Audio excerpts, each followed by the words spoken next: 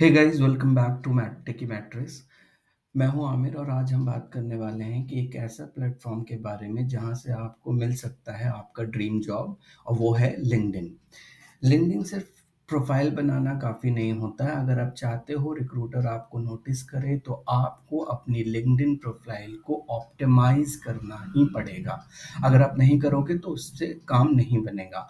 आज मैं आपको दिखाने वाला हूँ step by step LinkedIn optimization process 2025 के लिए एआई टूल्स के साथ में। तो चलिए आगे बढ़ते हैं। तो अब हम देख सकते हैं कि एक अनऑप्टिमाइज्ड प्रोफाइल कैसा दिखता है लिंक्डइन वाला, और एक ऑप्टिमाइज्ड प्रोफाइल कैसा दिखता है लिंक्डइन वाला।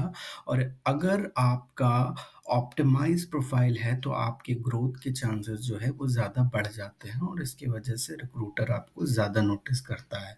ये माना जाता है कि एक एवरेज लिंक्डइन प्रोफाइल पे 70% रिक्रूटर कभी क्लिक नहीं करते।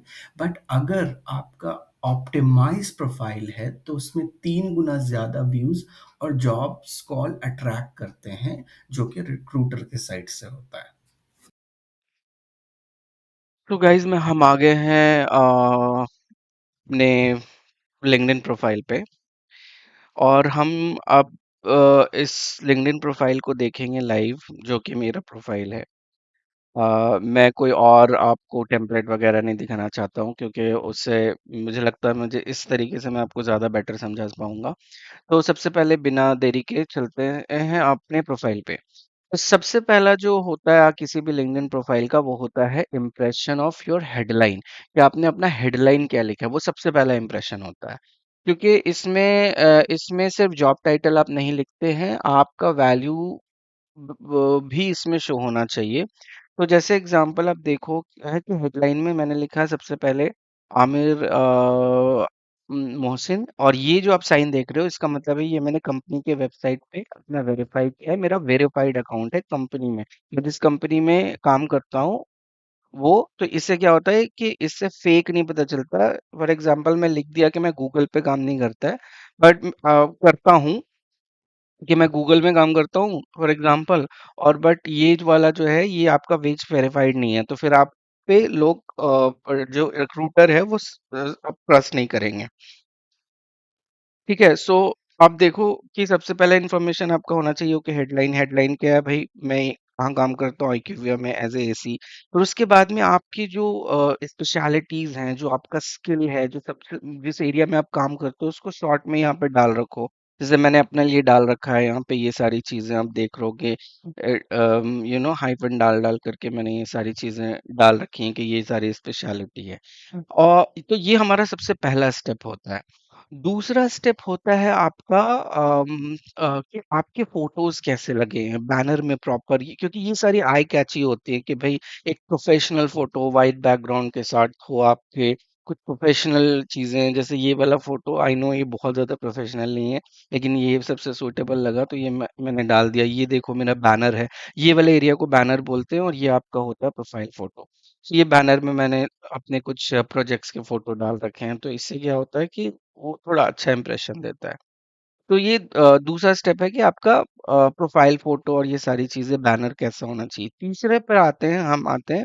तीसरा स्टेप है होता है आपका अबाउट सेक्शन। अबाउट सेक्शन में क्या होता है कि हम अपने बारे में सारी चीजें लिखते हैं एक शॉर्ट में, कि हम कितना जल्दी चीजों को समराइज करके अपने बारे में एक मैंने 4 से 5 पॉइंट पे लिख दिया है कि मैं ये सारी चीजें करता हूँ। और उसके नीचे में आप स्किल भी ऐड करते हो कि जितनी सारी स्किल है आप यहाँ पे आराम से ऐड कर सकते हो। जैसे ये मेरा सारा स्किल है कि मैं प्रोजेक्ट मैनेज करता हूँ, स्ट्रैटेजिक थिंकर। आपके अपने हिसाब से आप सारे स्किल्स इसमें ऐड कर सकते हो। तो ये हो गया तीसरा स्टेप।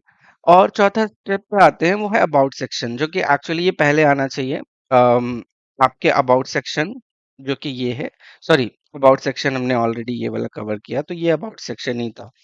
उसके बाद नेक्स्ट स्टेप आता है आपका वर्क एक्सपीरियंस। वर्क एक्सपीरियंस में ये दिखाता है कि भाई आपने कौन कौन से काम में कितने कितने दिन काम किए हुए हैं, आपका प्रमोशन कैसे हुआ, कहाँ पे हुआ, राइट।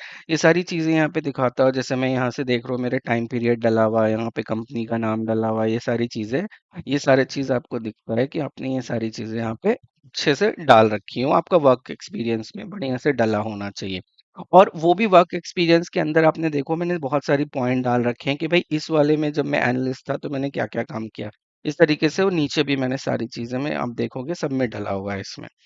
उसके बाद में लास्ट में आते हैं एजुकेशन। एजुकेशन सेक्शन में आपको जितने एजुकेशन है वो साले सारे आपको ऐड करने हैं भाई। आपने जैसे ऐड किया मैंने यहाँ देखो कि मैंने सबसे पहले ये मेरा ये मेरे 3 एजुकेशन डले हुए हैं यहाँ पे। उसके बाद में एजुकेशन के बाद में आपको दिखाना है लाइसेंस एंड सर्टिफिकेशन। अगर आपने कोई भी लाइसेंसिंग की हो या फिर आपने डिजिटल मार्केटिंग का कोर्स किया उसके पास आपका सर्टिफिकेट है तो आप यहाँ से सर्टिफिकेट पे आके वो अपलोड कर सकते हो, आपने कब किया वो डेट डाल सकते हो। तो ये सब क्या है, ये आपका प्रोफाइल को और भी ज़्यादा इन्हेंस करता है।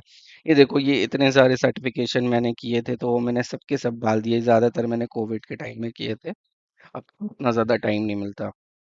लास्ट में आ जाता है आपका वॉलंटियरिंग।